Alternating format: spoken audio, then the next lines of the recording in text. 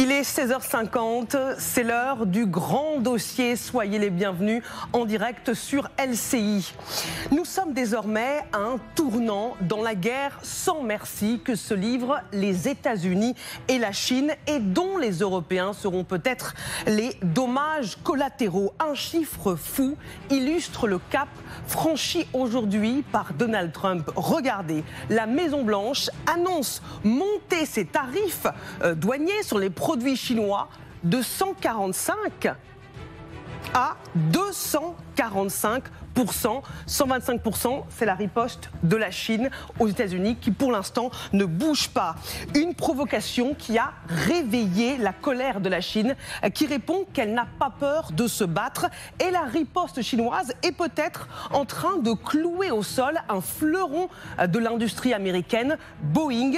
Pékin suspend toutes ses livraisons d'avions et arrête les achats de pièces d'avions fabriquées aux États-Unis. Boeing pourrait perdre plus de 2 milliards de dollars. Qu'importe, Pékin affiche une croissance insolente, 5,4% au premier trimestre 2025. Des résultats économiques meilleurs qu'espérés, mais qui ne répercutent pas pour l'instant les conséquences de cette guerre des tarifs.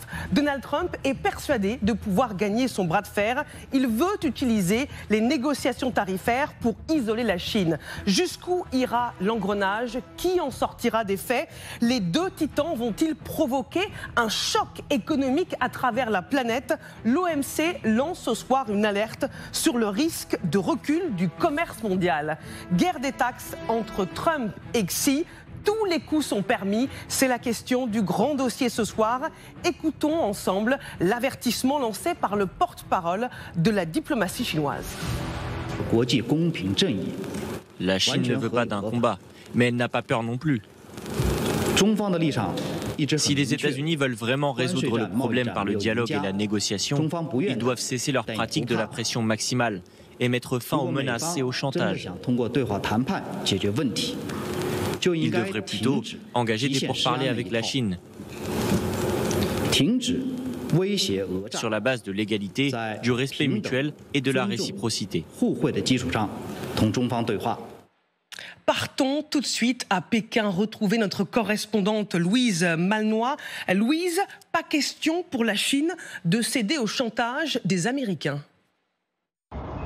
Pékin tient sa ligne fermement face à Washington.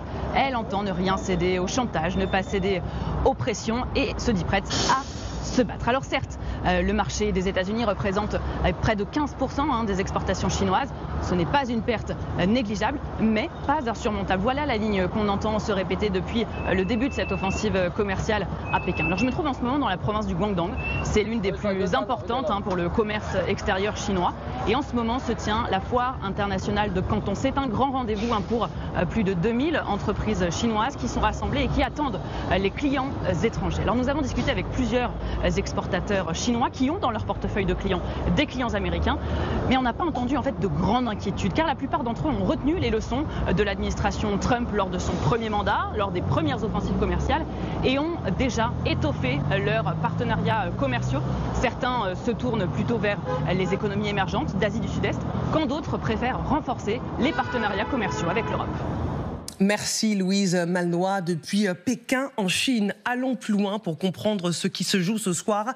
J'ai le plaisir d'accueillir dans le grand dossier Loïc Le Floch-Prigent. Bonsoir. Bonsoir. Vous êtes industriel, ancien président de grandes entreprises, Elf, la SNCF.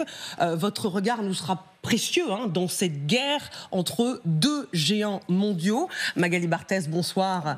Notre spécialiste des questions internationales sur LCI. Jean-Hervé Lorenzi, fondateur du Cercle des économistes, va nous rejoindre dans un instant, ainsi que Pascal Boniface, géopolitologue, directeur et fondateur de l'IRIS. Loïc Le Floch-Prigent, la Chine dit ne pas avoir peur de se battre contre la Chine. Est-ce que Trump joue avec le feu en allant aussi loin dans sa guerre contre Pékin?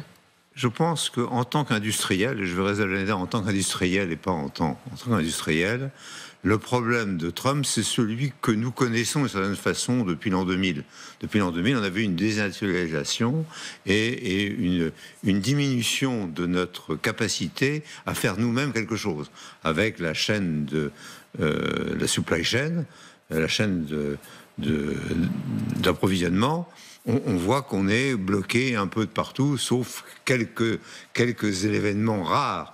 Mais autrement, nous, on est bloqué parce qu'on a laissé la Chine se développer à partir des trucs qu'on n'avait plus envie de faire. Bon.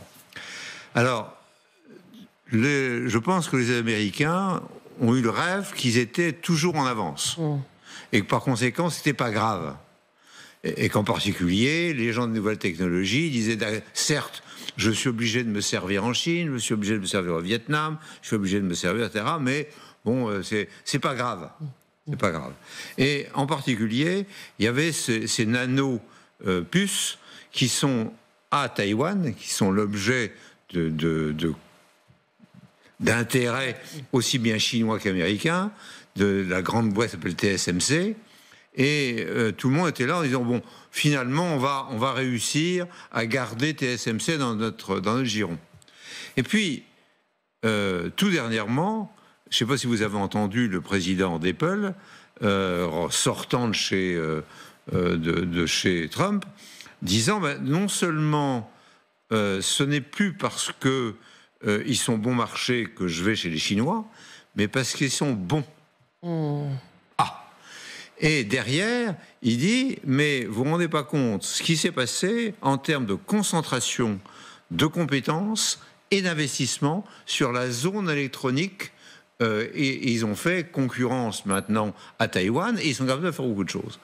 Et à ce moment-là, je pense que les économistes républicains, parce que Trump n'est pas tout seul dans cette affaire, se sont rendus compte que, effectivement, ils n'étaient peut-être plus les rois du monde, du point de vue des technologies, malgré la présence de la Silicon Valley, etc., et que les Chinois étaient en train de les rattraper. Alors, il y a eu l'affaire de l'IA, où il y a eu... Donc ils sont traumatisés par ça. Si je vous ai bien compris, vous êtes en train de nous dire que Donald Trump se croit dans l'ancien monde ?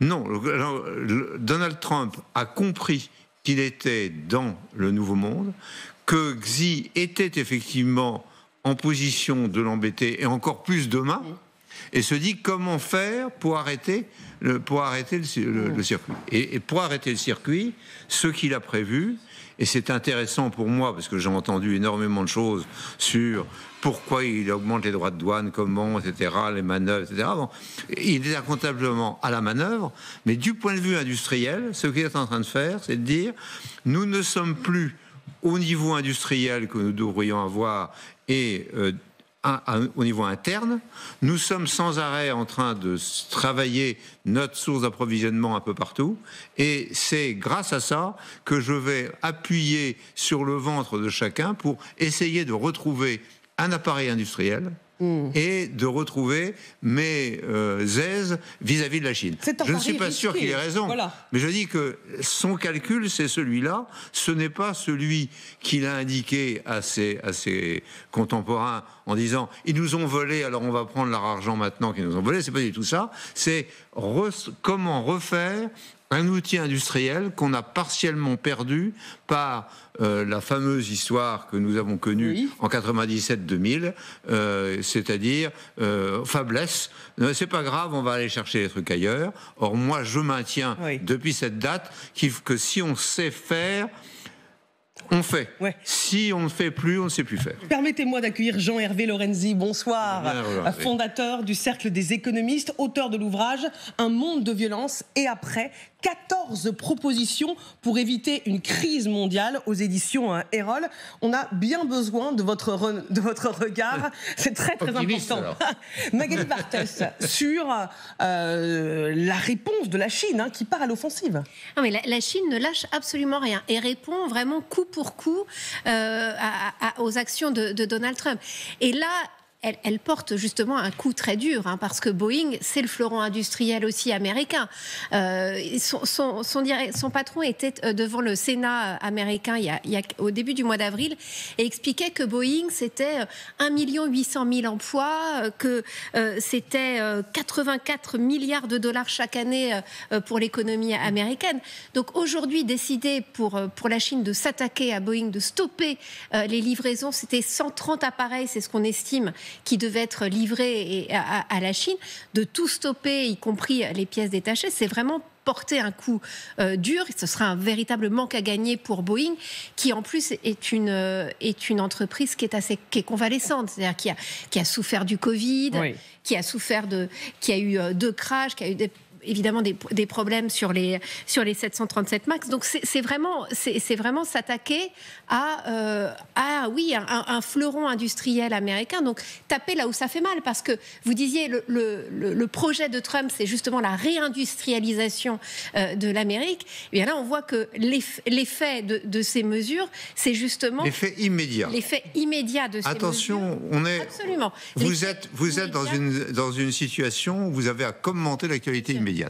Attention, tout ça est un jeu de manipulation très complexe sur lequel je n'ai aucune indication plus que vous, clair. Mais si jamais on a cette idée industrielle dans la tête, on s'aperçoit que c'est un jeu dangereux, oui. Mais c'est pas un jeu complètement impossible à gagner. On a le temps justement de décortiquer ensemble dans le grand dossier les mécanismes de ce jeu trumpien.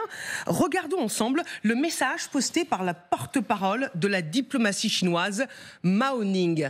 Nous sommes chinois, nous n'avons pas peur des provocations, nous ne reculerons pas. Vidéo de Mao Tse-tung datant de 1953 à l'appui. Quant à la durée de cette guerre, ce n'est pas nous qui pouvons en décider.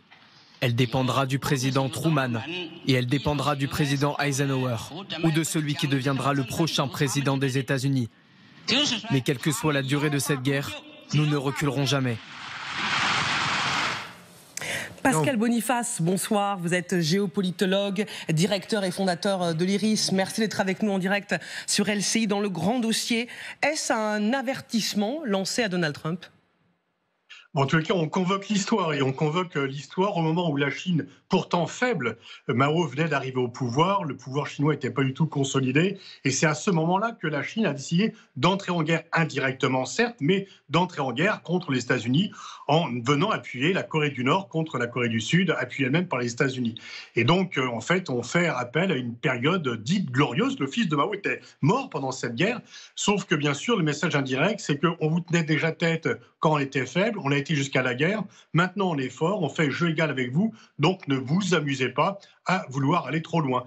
Et bien sûr, c'est aussi un côté de mobilisation de l'opinion chinoise, et on peut penser que le pouvoir chinois mobilisera beaucoup plus facilement les consommateurs, non seulement les citoyens, mais surtout les consommateurs chinois contre la consommation de biens américains, que Donald Trump pourra unir derrière lui les Américains contre la consommation de produits chinois qui sont moins directement consommables pour les directement. Et donc là, c'est vraiment un signal assez fort de commémorer, de rappeler la guerre de Corée. Pascal Boniface, vous restez avec nous. La Maison-Blanche annonce faire grimper d'un nouveau cran ses tarifs douaniers sur les produits venant de Chine. La Chine est désormais confrontée à des droits de douane pouvant atteindre 245%, un chiffre fou, sur ses exportations vers les États-Unis en réponse à ces mesures de représailles. Face à ces attaques, la riposte chinoise est peut-être en train de clouer au sol un fleuron de l'industrie américaine, Boeing. Selon Bloomberg, la Chine a ordonné à ses compagnies aériennes de ne plus recevoir de livraison d'avions Boeing dans le cadre de la guerre commerciale. Et Pékin a également demandé aux transporteurs chinois de cesser tout achat d'équipements et de pièces liées aux avions auprès d'entreprises américaines. Boeing pourrait perdre 2,5 milliards de dollars. Allons plus loin avec vous, Jean-Hervé Lorenzi. Chiffres à l'appui pour que les choses soient très claires. La Chine, suivez-moi. Sur grand écran, on va voir les chiffres pour bien les fixer. La Chine, je vous en prie, la Chine est l'un des plus gros clients de Boeing depuis 2014. 700 avions livrés, 60 milliards de dollars. C'est énorme. Dans le détail, l'an dernier, 53 avions ont été livrés, ce qui représente 15% des livraisons de Boeing. Et pour 2025, 57 avions prévus. Au total, la commande chinoise serait de 200 avions. La Chine représente 2,5 milliards de dollars pour Boeing qui pourraient être perdus si la Chine suspend définitivement ses commandes. Jean-Hervé Lorenzi, pourquoi cette arme de suspension peut déstabiliser Boeing ? Si vous voulez, si n'importe quelle entreprise, je parle sous le contrôle industriel, mais si n'importe quelle entreprise se trouve en réalité pénalisée de 15% des livraisons, évidemment, ça pose un problème. Ce qui est très intéressant, c'est que je suis comme ce qu'a dit Loïc. Je voudrais juste revenir un instant. Je trouve qu'il a parfaitement exprimé le fond du sujet. On a passé une semaine à regarder les marchés, etc. Tout ça, c'est du très court terme et c'est pas comme ça que ça se passera. Pas plus d'ailleurs que les 245% n'auront lieu. Évidemment non. On est dans un vrai conflit, comme il peut exister, qui peut d'ailleurs se terminer très mal, et qui est un conflit sur lequel, au tout début, chacun montre ses muscles. Alors les muscles, ça a été, dans cette opération, de dire « je veux réindustrialiser », je suis 1000 fois d'accord avec ce qui a été dit. Il faut voir que c'est dans l'histoire ancienne. Tu as parlé de 97-2000, nous avons décidé, tous les pays, et à commencer par nous, en France, nous avons décidé de transférer aux pays émergents et à la Chine en particulier, toutes nos activités. Puis en disant, on est tellement intelligent, tellement fort qu'on va garder ce qui est le savoir-faire, en oubliant une seule chose, c'est que la Chine, jusqu'en 1820, était la première puissance économique du monde, que beaucoup d'innovations étaient faites. Alors maintenant... On en paye le prix aujourd'hui ? Oui, alors maintenant, non. On est en train de rebasculer... Trump, à sa manière à lui, qui est quand même un peu folle, mais il est reparti sur deux idées simples. La première, c'est « je veux réindustrialiser », je n'y crois pas, mais pas plus d'ailleurs que je le crois pour notre pays. Je ne crois pas que ça aura lieu, mais on peut en parler. C'est vrai. Et deuxième sujet... L'Europe compte pas dans cette opération, c'est pas le sujet. Nous, on s'agite beaucoup, mais pour le moment, on n'existe pas. Le vrai sujet, c'est l'hégémonie mondiale, lequel des deux va apparaître. Et ce que on voit, moi, j'aurais jamais imaginé que en quelques jours, j'allais dire le conflit commercial, qui pour le moment est uniquement commercial, mais le conflit commercial et économique pouvait prendre une tournure aussi brutale. Les 245%, le Boeing, c'est vrai que c'est un moyen j'allais dire presque symbolique, d'attaquer frontalement les États-Unis dans ce qu'ils ont théoriquement de mieux. Donc, j'attends de voir ce qui va se passer, mais pour le moment, on en est à de la gonflette. On n'est pas sur la réalité. On est dans la télé-réalité qu'on est en train d'observer en disant, bon, il va se passer quelque chose. Loïc, il faut le prendre comme ça. Votre micro, on ne vous entend pas encore. Mais je vais revenir vers vous, ne vous inquiétez pas. Je voudrais qu'on regarde le chiffre global de Boeing. Plus de 77 milliards de dollars en 2023. Ça a baissé. 66 milliards en 2024. Et si on regarde au total le carnet de commandes pour l'an dernier, 521 milliards. Alors je rebondis sur ce que vous avez commencé à amorcer. Là, on est encore dans le symbolique, le stratégique pour faire plier les États-Unis quand au vu du chiffre d'affaires et du chiffre d'affaires et du carnet de commandes. Personne aujourd'hui, nous sommes le 16. Le 16. L'histoire du monde ne se joue pas en 8 jours ou 15 jours, comme on a le sentiment que c'est le cas. Alors il y a Trump, il a dit c'est 245, demain il va dire c'est 500%. Tout ça, ça ne correspond pas à une réalité.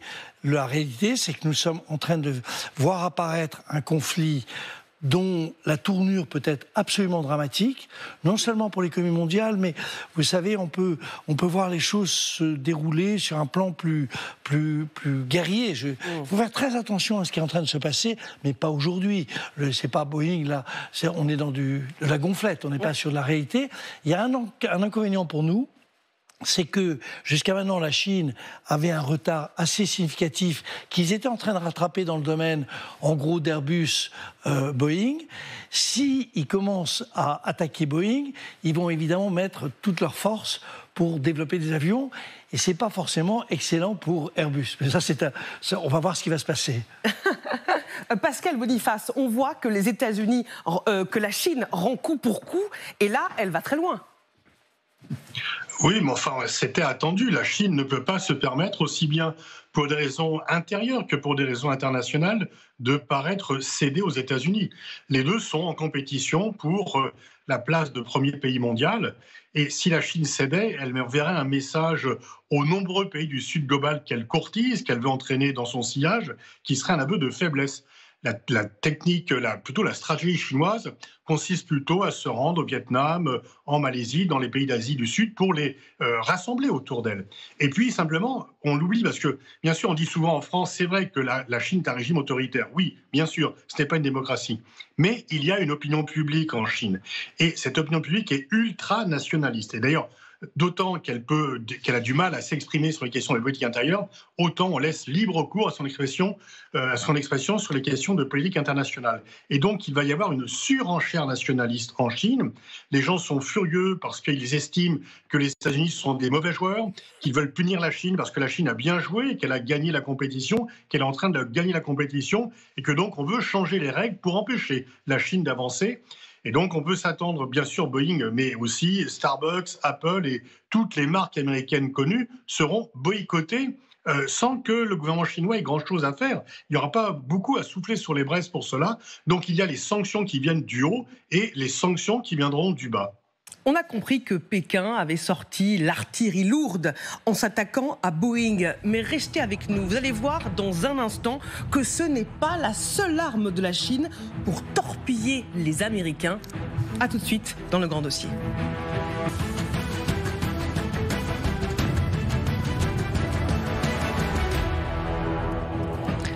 Vous êtes devant le grand dossier au bon endroit, consacré ce soir à cette question, guerre des taxes entre Trump et Xi. Tous les coups sont permis. C'est la carte maîtresse sortie par Pékin dans la guerre commerciale, déstabiliser Boeing. Mais vous verrez dans un instant que ce n'est pas la seule arme de la Chine pour torpiller les Américains. Nous retrouverons Justine Jankowski. Bonsoir Justine, en direct de Washington dans un instant. Mais d'abord, le rappel des principaux titres de l'actualité. À la une, les prisons de nouveau prises pour cible ce matin. 3 véhicules ont été incendiés dans un parking pourtant sécurisé de la prison de Tarascon, dans les Bouches-du-Rhône. Des domiciles d'agents pénitentiaires ont également été visés près d'Aix-en-Provence ou encore en Seine-et-Marne. Emmanuel Macron a réagi il y a quelques minutes sur X. Inadmissible, dit le chef de l'État. Ceux qui cherchent à intimider nos personnels pénitentiaires seront retrouvés, jugés et punis. Sur le front de la guerre en Ukraine, cette toute dernière information, Marco Rubio et Steve Witkoff seront reçus demain à Paris par Emmanuel Macron. Le secrétaire d'État américain et l'émissaire spécial de Donald Trump seront sur place pour des discussions avec leurs homologues européens sur le dossier ukrainien. C'est le communiqué du département d'État américain. Enfin, alors que les tensions se poursuivent entre Paris et Alger, le gouvernement fait bloc derrière son ministre de l'Intérieur, Bruno Retailleau, accusé par Alger d'être à l'origine de cette crise. Il n'y a pas d'affaire Retailleau, a déclaré ce midi la porte-parole du gouvernement. Voilà pour l'essentiel de l'actualité. Guerre des taxes entre Trump et Xi. Tous les coups sont-ils permis? C'est la question du grand dossier ce soir avec Loïc Le Floch-Prigent, industriel, Jean-Hervé Lorenzi, fondateur du Cercle des économistes, Magali Barthès, qu'on ne présente plus, spécialiste des questions étrangères sur LCI. Mettre Boeing à genoux, le fleuron de l'économie américaine, est-ce la nouvelle carte maîtresse de Pékin dans cette guerre commerciale sans merci entre la Chine et les États-Unis? Partons tout de suite à Washington, retrouver Justine Jankowski, notre correspondante pour TF1 LCI. Bonsoir Justine. Boeing, c'est l'un des nerfs de l'économie américaine. Oui, ici, tous les médias en parlent. Ça fait la une de l'actualité avec des titres type Boeing, la victime collatérale, Boeing, la grande perdante de la guerre commerciale. Mais c'est vrai que Boeing, ce n'est pas une entreprise lambda, c'est un poids lourd de l'économie américaine. Pour vous dire, c'est tout simplement l'entreprise qui exporte le plus de produits américains. 80% de ces avions sont vendus à l'étranger. Donc forcément, la Chine sait qu'elle frappe un grand coup en frappant directement Boeing. L'entreprise, elle fait vivre directement ou indirectement 2 millions de personnes. Elle emploie 150 000 employés. Donc forcément, ils vont être impactés par cette annonce des Chinois. Mais en fait, au-delà de ça, c'est en fait toute la chaîne de production de Boeing qui est touchée par la guerre commerciale. Parce que même si les avions sont assemblés ici dans des usines américaines, eh bien les pièces, elles viennent en majorité de l'étranger, du Japon, de la France par exemple. Et ces pièces, eh bien, elles vont être surtaxées à cause des droits de douane imposés par Donald Trump. Merci beaucoup Justine Jankowski pour toutes ces précisions en direct de Washington avec Alexandra Poupon. Je rebondis sur ce que vient de dire Justine avec vous, Loïc Le Floch-Prigent. On sait que la Chine représente environ 20% du marché des avions commerciaux pour les 20 prochaines années. Pékin est-il en mesure de déstabiliser les Américains ? Je pense que c'est pas la seule chose qu'ils vont faire si jamais ils veulent le déstabiliser. Mais là, on est dans la politique de communication. On n'est pas encore dans la réalité.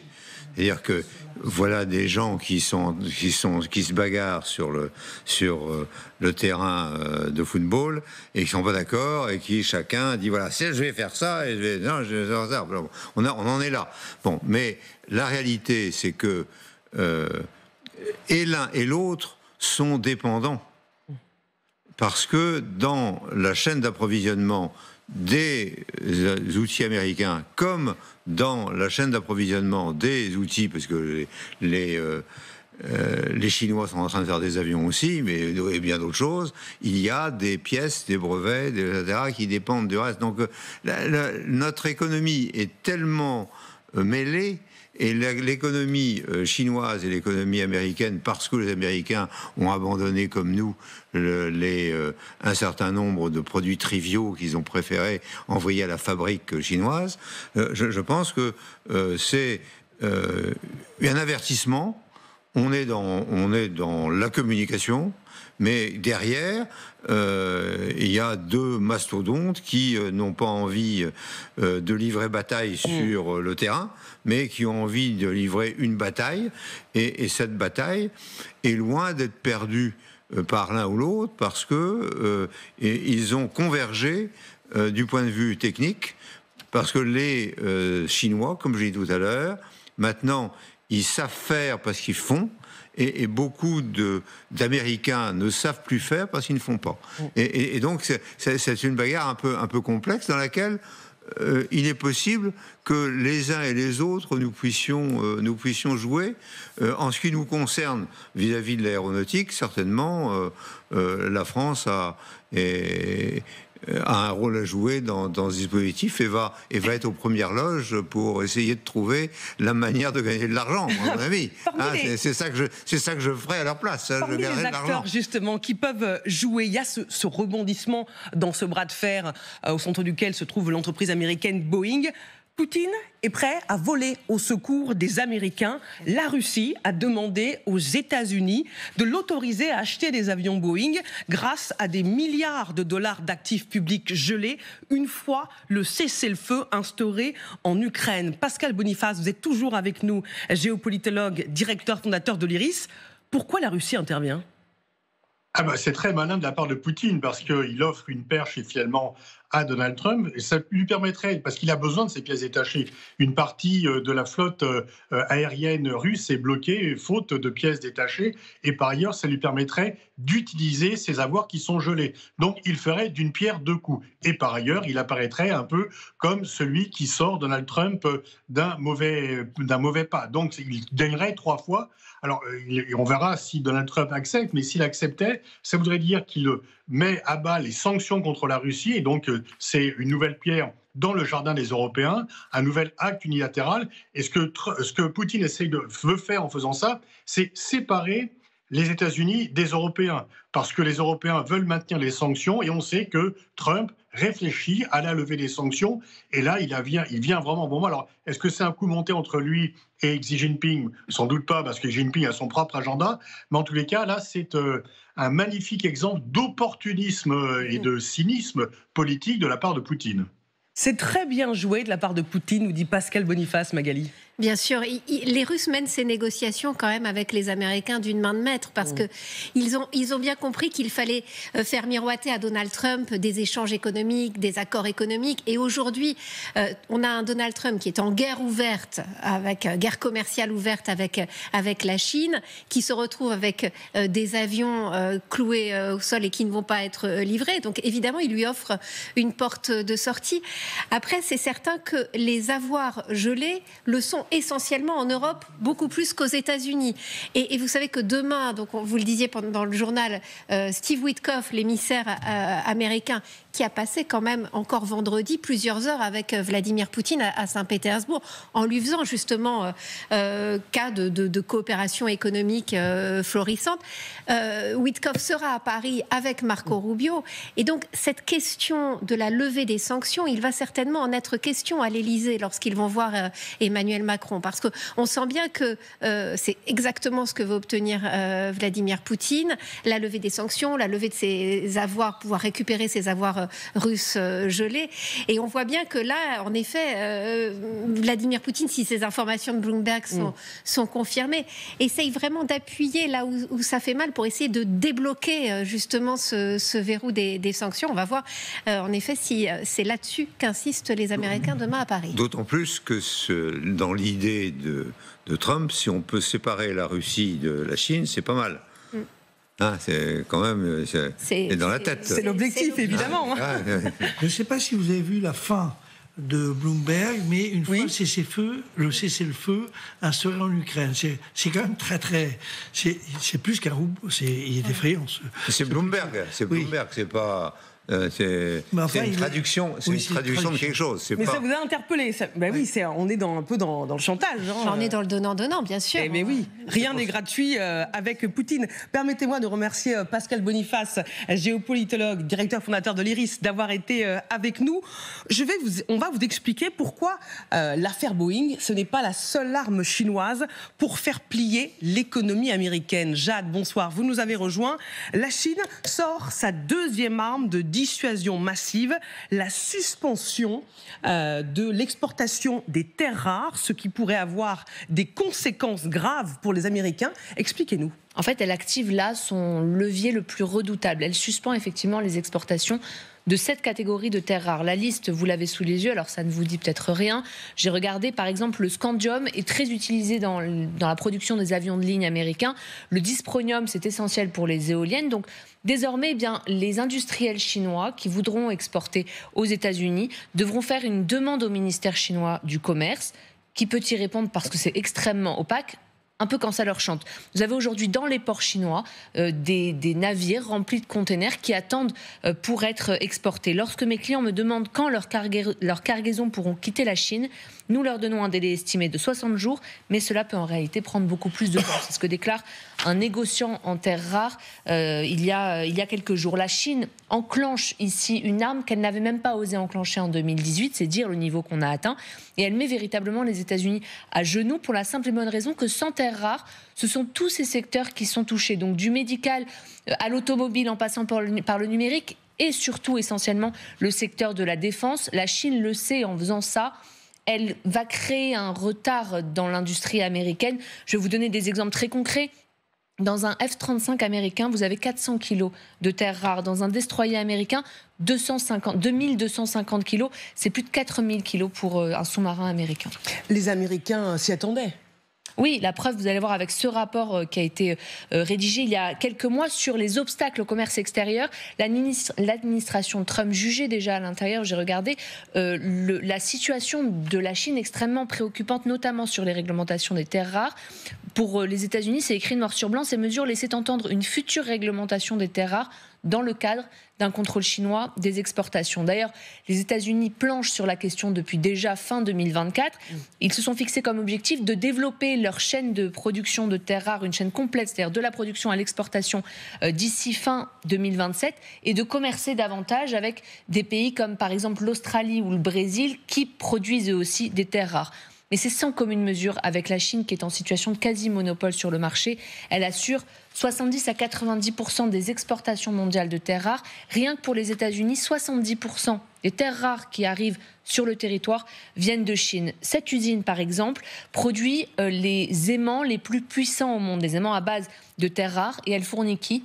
Tesla. La preuve que les États-Unis n'ont pas vraiment les moyens de se retourner. Raison pour laquelle Donald Trump lorgne assez sévèrement sur les gisements de terres rares du Groenland et d'Ukraine. Merci pour ces explications passionnantes. Jade Partout, je vais bientôt sortir un que sais-je.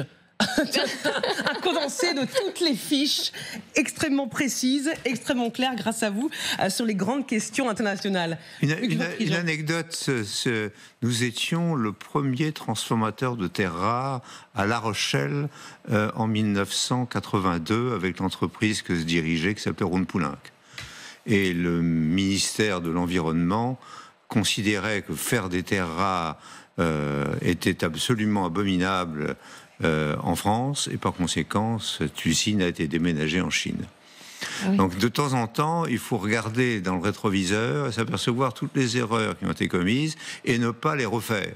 Ne pas le refaire, c'est-à-dire aujourd'hui se précipiter vers il faut faire ci, il faut faire ça, sans prendre un peu de recul, en se disant bon maintenant où est-ce que c'est et bon les terres rares, il y en a au Vietnam. Est-ce qu'on peut s'arranger avec le Vietnam? Est-ce qu'on peut raffiner? Donc il y a énormément de choses. Simplement, je pense qu'on a au cours des 10-20 dernières années, on a joué avec le feu en considérant que tout était ouvert et que jamais personne ne nous ferait mal. Bon, il se trouve que laisser toutes les terres rares aller en Chine au point de vue de leur traitement, comme on a fait, pour arriver à 74 à 90% selon les terres rares, alors qu'on les utilise tous les jours, c'était une absurdité. C'est absurdité qui n'a été prise en compte par personne. Mais on aurait pu la prendre nous. En France et en Europe, c'était pas difficile. On avait tout pour. On avait déjà cette technologie, on avait les gens qui savaient faire, on avait les gens qui avaient fait. Voilà.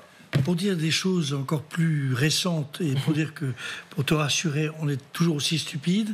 Ça fait plaisir.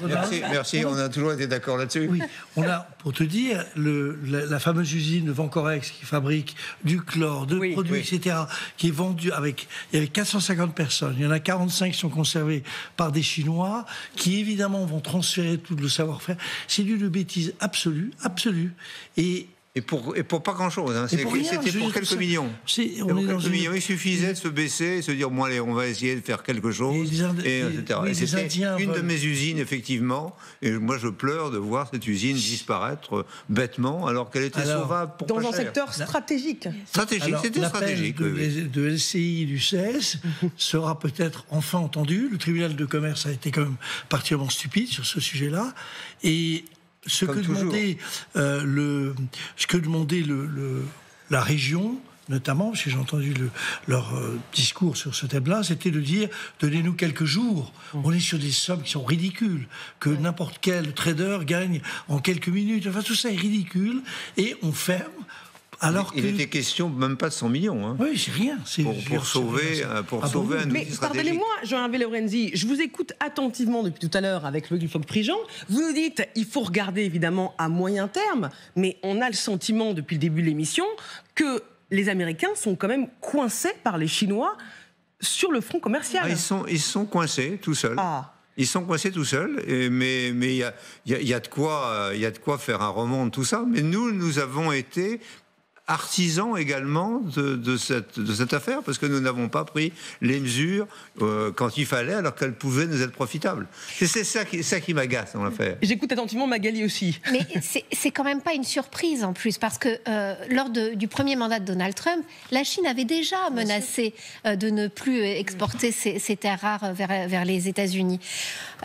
Il y a eu ce rapport, en effet, du début de l'année, qui dit attention, il y a des réglementations de plus en plus tatillonnes du côté des Chinois sur les terres rares. En gros, ça va nous revenir comme un boomerang. Et malgré tout, on a l'impression quand même d'un Donald Trump qui, parce qu'il poursuit cet agenda politique, ne veut pas entendre ces menaces qui pèsent sur l'économie. On a quand même Elon Musk, qui est évidemment le premier conseiller de Donald Trump, qui a fait pression toute la semaine dernière pour vraiment ralentir le rythme de la guerre commerciale. Et on voit que ces usines Tesla sont les premières victimes aussi de ce bras de fer qui est engagé avec la Chine. Oui, mais vous voyez, nous avons tous commenté, avec talent sur LCI, pas forcément nous deux, mais des gens très talentueux, sur l'idée assez simple que Trump avait vraisemblablement modifié son comportement à quelques heures près, en fonction de ce qui avait été, et surtout des problèmes de bons du Trésor. Donc, on va bien voir ce qui se passe. Nous plaidons, je crois, Loïc et moi, pour qu'on se recolle dans des logiques qui sont des logiques non pas de long terme, mais d'un tout petit peu de terme pour regarder les choses. On va bien voir ce qui se passe. Chacun, aujourd'hui, montre ses armes. Il y a beaucoup d'armes du côté américain, parce que tous les universités américaines, alors qu'ils sont aussi en conflit avec Trump, mais ont en réalité, sont quand même le lieu d'accueil massif d'étudiants et pour la formation supérieure de beaucoup de cadres chinois. Donc, tout ça est en réalité, chacun a ses armes. Ce que je veux dire aussi, c'est que il arrive quelque chose à Boeing, on dit c'est la catastrophe pour Boeing. Halte au feu, c'est pas la catastrophe pour Boeing, il y a des commandes, il y a des etc. On va trouver des solutions entre nous. Donc, mais c'est l'annonce qui est tonitruante. Vous voyez, et donc on est à un jeu de communication très très pernicieux, parce que il a d'une part les Américains ont le sentiment qu'on leur donne un coup terrible parce que c'est une entreprise extraordinaire pour eux, et les Chinois on dit là vraiment Xi il frappe fort, bravo, et ça conforte le nationalisme. Donc c'est un jeu très dangereux, mais ce n'est pas l'affaire Boeing en soi, c'est tout ce qui est derrière et qui entraîne une reconfiguration de ce que peut être le monde de l'approvisionnement possible des chaînes et qui est en jeu, qui n'a pas été regardé précisément. C'est-à-dire qu'il est clair que les gens de la Silicon Valley s'en foutaient royalement d'avoir un bidule qui a été dans 20 pays avec 400 sous-traitants. Ils s'en fichaient. Et là, ils sont rappelés à l'ordre. Dans la guerre contre les taxes, l'autre arme de la Chine est une arme idéologique cette fois, la propagande, qui vise aussi bien les États-Unis que la France. Vous allez comprendre pourquoi. Et accueillons Yves Gégaud, bonsoir. Bonsoir. Ancien ministre, vous dirigez la publication de la lettre du Made in France. Et Thomas Despo, bonsoir, vous êtes journaliste à TF1 LCI, à la cellule des vérificateurs. Et vous allez nous expliquer, vous allez nous décoder la propagande chinoise. Alors, regardons ensemble déjà, parce que comme les propagandistes à la télévision russe souvent acerbe, le porte-parole du Parti communiste charge les Américains. Regardez, les États-Unis ne se font arnaquer par personne. Le problème, c'est qu'ils vivent au-dessus de leurs moyens depuis des décennies. Les Américains devraient cesser de se plaindre d'être une victime du commerce mondial et mettre un terme à leur comportement capricieux et destructeur. On en voit également du lourd. Et sur les réseaux sociaux, la Chine mène en sous-main une campagne très agressive. Des vidéos circulent où les grandes marques de luxe françaises sont accusées de produire en Chine. Regardez. So now, to sum those up, the total cost will be $1,400 USD for one Birkin out of factory. But why Hermes will charge you $38,000 USD for one bag? That's because more than 90% of the price is paid for its logo. But if you do not care about the logo, you just want the same quality, same material, you can just buy from us. Because for our bags, we use exactly the same material, same leather, same hardware, same edge oil. The only difference is one, we don't have the logo. Si je peux me permettre, à première vue, moi j'ai l'impression que ces sacs sont quand même très différents des sacs de luxe qui sont fabriqués en France. Thomas Despots, est-ce une opération de propagande, ces vidéos coordonnées par Pékin? Alors, c'est vrai que ces derniers jours, on a été marqué par une série d'éléments, tant sur la forme d'ailleurs que sur le fond, et qui nous laissent à penser, in fine, qu'on est là face à une opération qui serait en quelque sorte coordonnées depuis la Chine. On remarque par exemple, et ça c'est valable sur toutes les vidéos, qu'elles sont en anglais. Ça c'est un choix délibéré. On s'adresse ici pas à un internaute chinois, mais véritablement à l'internaute américain qui est sur son smartphone, et c'est à lui véritablement que l'on veut parler, c'est lui qui est ciblé. Cette forme de campagne, telle que nous on l'aperçoit, elle se manifeste aussi par la temporalité de ces vidéos. Elles sont arrivées, on les a vues et postées en l'espace de quelques jours à partir du 10 avril, et elles se sont multipliées ensuite jusqu'à atteindre plusieurs millions de visionnages dans un temps finalement très très court. Quand on regarde sur la forme, forcément on pense aussi aux montants qui sont évoqués, les montants notamment des sacs de luxe qui sont mis en avant sur ces vidéos, ou le montant du coût de la main-d'œuvre. À chaque fois, on fait référence à des dollars. On ne cherche pas à comparer avec des yuan ou avec de l'euro. On est véritablement sur un référentiel qui parle au consommateur américain, qui va évoquer quelque chose dans son esprit. Et ça, c'est évidemment loin d'être anecdotique. Avant d'entendre Yves Gégaud, parce que le temps tourne et on a envie de vous entendre, Thomas Despots, est-ce que c'est vrai ce qui se raconte? Parce que, pour tout vous dire, dans la rédaction de TF1 LCI, on a entendu des gens dire « Ah bah j'ai vu la vidéo, tu te rends compte les Chinois, en fait, ils font les sacs à main de luxe en France beaucoup moins chers. » Alors, ces vidéos, clairement, elles sont trompeuses. Il faut le dire d'emblée. Vous savez, les grandes marques du luxe, on pense à Louis Vuitton, Gucci, Chanel, des grands noms français du secteur, capitalisent énormément sur le Made in France, sur la perpétuation d'un savoir-faire. Donc, pour elles, produire un produit de luxe en Chine et ensuite le vendre comme du Made in France, c'est une pratique qui est inenvisageable et qui serait en plus totalement interdite. Ce serait une fraude. Sauf en Afrique. En tout cas, vous avez contacté certaines marques de luxe. Tout à fait. Et du côté d'Hermès, par exemple, on nous explique, qui est renommé pour sa maroquinerie, que 100% de la maroquinerie chez Hermès, c'est du Made in France. Et d'ailleurs, ils n'hésitent pas à jouer la carte de la transparence et afficher sur leur site internet une carte où ils recensent l'ensemble des manufactures sur le territoire. Les quelques-unes qui peuvent être à l'étranger, elles sont détaillées. Ça va être en Australie, en Suisse, en Grande-Bretagne, mais en tout cas, jamais ailleurs. C'est clair. Yves Gégaud. J'atteste. J'ai inauguré une maroquinerie Hermès à Montreux, dans ma commune, il y a quelques années. C'était la 23e, je crois. Je crois qu'aujourd'hui, ils sont à 27. Donc, ces grandes marques fabriquent en France, évidemment. On a un problème, c'est que d'abord, c'est une guérilla de communication. Il s'agit de déstabiliser. Vous le dites vous-même, si dans la rédaction, ici, les gens se disent « Ah bon, c'est peut-être vrai », vous voyez comment ça peut déstabiliser.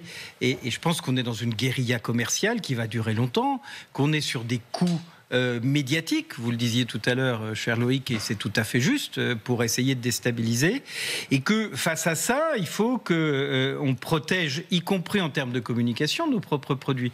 Moi, je vais remettre prochainement un rapport au gouvernement où je fais une proposition, c'est qu'on prenne le leadership pour faire avancer une chose basique.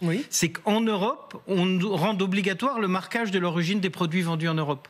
On l'a fait pour les fruits et légumes, on ne le fait pas pour le reste. Vous m'offrez un parfait teasing, Yves Gégaud. Vous restez avec nous. C'est pour ça que je suis venu. Voilà, à suivre dans le grand dossier. La Chine veut utiliser l'Europe comme bouclier pour faire face aux États-Unis. Mais y avons-nous intérêt, nous, Européens? Et y sommes-nous prêts? Réponse après la pub, même si Yves Gégaud a donné un indice.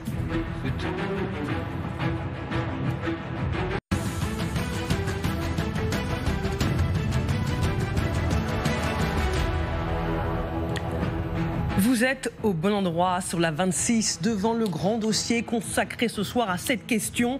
Guerre des taxes entre Trump et Xi, entre les Américains et les Chinois. Est-ce que tous les coups sont permis? La Chine veut utiliser l'Europe comme bouclier pour faire face aux États-Unis. Mais y avons-nous intérêt, nous Européens, et y sommes-nous prêts? Regardez, la réponse est claire et nette. Et ça va vous parler, Yves Gégaud. L'Europe n'envisage pas un front commun avec la Chine.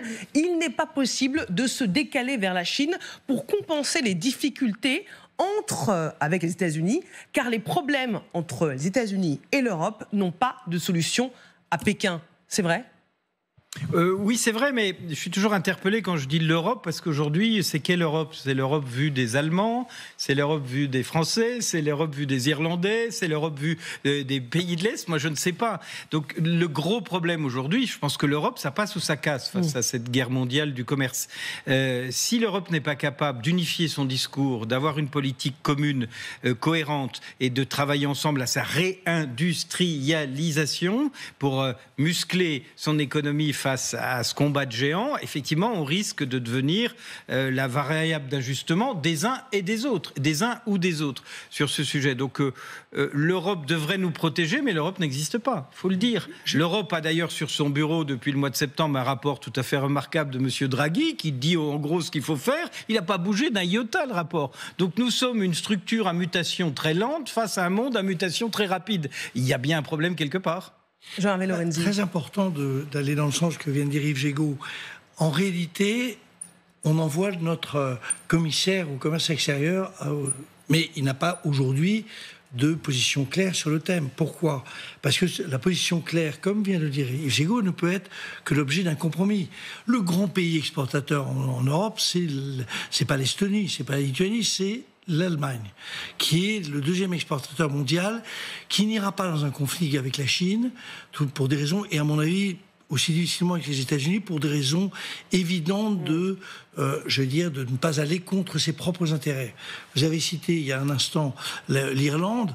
L'Irlande, on va se rappeler, qui était quand même un petit pays, pauvre, qui est devenu le pays PIB par tête d'habitant le plus riche en Europe, pour une raison très simple, c'est qu'il abrite, avec beaucoup d'astuces, il abrite un certain nombre de grands industriels, et notamment de la technologie, et les GAFA, avec ce qu'on appelle le sandwich néerlandais, c'est-à-dire une mécanique qui permet de ne pas payer d'impôts toute une mécanique très bien foutue. Donc c'est par rapport à ça qu'il faut arriver à trouver une solution commune, pour le moment qui n'est pas déterminée. C'est un baratin de dire la position européenne, et moi je suis, comme vous, très inquiet de l'idée, non pas tellement qu'il y ait une déferlante de produits chinois, mais simplement qu'on soit complètement hors du jeu, parce que on ne veut pas, en réalité, admettre que les positions des uns et des autres ne sont pas totalement convergentes. La France, qui est un pays moins exportateur que l'Allemagne et que l'Italie, d'ailleurs, est en fait un pays à ses propres intérêts. Il faut y faire attention. L'idée européenne et l'Union européenne peut mourir sur cette affaire. C'est-à-dire que... À ce point, oui. On peut constater un terme qui peut être plus rapide qu'on ne l'imagine, qu'on n'a pas su faire face, qu'on a été tué économiquement, et peut faire disparaître l'idée d'Europe auprès des peuples. Donc c'est vraiment... On regarde tous la Chine, on regarde les États-Unis, regardons l'Europe, regardons l'Union européenne, regardons nos chefs d'État sur leur capacité. Regardons-nous aussi avec ce que nous faisons ou ne faisons pas. Regardons la France, évidemment. Regardons la France, parce que la France pourrait faire des choses, mais elle ne le fait pas. Écoutons justement comment réagissent les industriels chinois. On a interrogé certains lors de la foire de Canton. C'est ça qui est un marché très important. Écoutons-les. Les droits de douane américains imposés à la Chine atteignent désormais 145%. L'impact est très important pour nous car les États-Unis sont notre principal marché. Après la guerre commerciale des droits de douane de Trump, nos relations avec les pays d'Asie et de l'Europe pourraient être plus étroites. Le marché européen représente un espoir pour les Chinois. Bien sûr, notre correspondante qui tourne en ce moment, en effet, dans la foire de Canton, dit que, en effet, tous les Chinois auxquels elle parle disent oui, alors maintenant que les barrières se remontent et que le marché américain nous devient inaccessible, bien sûr que c'est sur le marché européen qu'on lorgne, et c'est évidemment le danger pour les Européens qui, en effet, ont beaucoup de mal à se mettre d'accord sur une position commune. La semaine dernière, il y avait Pedro Sanchez, qui est le Premier ministre espagnol, qui est allé voir Xi Jinping en Chine et qui, en revenant, a dit mais oui, bien sûr qu'il faut coopérer davantage avec les Chinois. Bien sûr qu'il faut collaborer. Nous avons beaucoup de choses à faire ensemble. Et c'est pas, en effet, l'avis des Français, notamment, qui disent attention, il faut être extrêmement vigilant à ne pas devenir le déversoir de ces produits. On s'est fait rouler pendant des années par les Chinois. On a mis 35% de taxes ou 36% sur les automobiles chinoises pour faire plaisir à l'Allemagne. Les autres grands pays, États-Unis, Canada, ont mis plus de 100% de taxes sur les véhicules. Et on va être envahi de véhicules, notamment électriques chinois, sur le marché européen. Si on ne réagit pas et si on n'est pas à la hauteur, quand je dis on, si un collectif ne se crée pas pour être à la hauteur, ça va mettre encore plus à mal l'industrie automobile européenne. Cela dit, là, je fais confiance au gouvernement allemand et au nouveau chancelier. Sur la voiture. Et relayé par notre présidente de l'Union européenne pour prendre le relais sur ce thème-là. Et faire un peu plus thermique. L'automobile, à mon avis. Oui, alors on va rechanger d'opinion. On va changer d'opinion. On va changer d'opinion. On va expliquer. On ne peut pas rester comme ça, comme si on les avait. Ça va bouger. Ça va bouger. Et il faut tirer notre épingle du jeu, nous Français. Enfin, je suis désolé de dire ça, mais l'Europe n'existant pas industriellement. Mais est-ce que c'est possible ? Bien sûr. C'est toujours possible. Quand on voit que chacun joue sa partie. C'est toujours possible. C'est toujours possible. C'est toujours possible. On peut faire un pari très puissant de réindustrialiser la France. On peut avoir une politique. Regardez, Scheim et Temu vendent pour 5 milliards en France. Les colis de moins de 150 €, c'est à peu près tous les colis Scheim et Temu, ne payent même pas de TVA. On perd 1,5 milliard de TVA par an simplement parce qu'on n'est pas capable de modifier cette mesure. Alors l'Europe dit on va la changer. Pourquoi est-ce qu'on ne la change pas nous-mêmes ? On a cette capacité aussi de poser les dossiers. Il y a un moment, il faut parler fort. Et ce combat est un combat à la fois économique, de fond, de long terme, mais c'est aussi un combat de court terme, de médiatisation, de discours sur ce sujet. Alors il y a des discours tonitruants. L'Europe n'a pas de discours et la France, effectivement, n'a pas de pratique non plus. Assez silencieuse. Si elle avait une pratique sans discours, ce serait déjà pas mal, mais c'est pas le cas. Il faut d'abord commencer par dire les choses et les faire. Et moi, je suis très inquiet, à la fois sur l'avenir de l'Union européenne, mais aussi sur l'avenir de l'industrie française, parce que on sera les doubles dindons de la farce, d'une farce mondiale et d'une farce européenne. Là, il est clair que M. Lombard nous dit c'est pas la peine de faire d'industrie en France aujourd'hui. C'est ça que nous entendons tous. Le mieux pour l'Union européenne est de tenter de jouer, tant qu'elle peut le faire, sur les deux tableaux. On peut jouer à la fois avec la Chine et les Américains, ou il faudra choisir entre Trump et Xi. Non, mais c'est un jeu dangereux, il faut quand même être très très vigilant. Et là, demain, justement, avec les Américains, ces dirigeants Witkoff et Marco Rubio qui viennent à Paris, il ne va pas être question seulement de l'Ukraine, il va être question aussi de ces tarifs douaniers, de cette guerre commerciale. Et l'un des enjeux pour les Américains, justement, c'est que les Européens n'ouvrent pas complètement leur marché aussi aux produits chinois. C'est d'essayer de trouver des alliés dans cette guerre commerciale. Alors c'est vrai que le commissaire européen était à Washington la semaine dernière pour tenter de trouver des terrains d'entente, parce que côté européen, on mise quand même beaucoup sur la négociation avec les Américains, mais c'est vrai qu'il y a... Le commissaire européen, c'est pas nous. Oui, Israël, on n'est pas représenté par ces gens-là. Pour terminer, il n'a pas de mandat qui a été clair, pas de mandat. parce que c'est très compliqué la position des différents pays en Europe.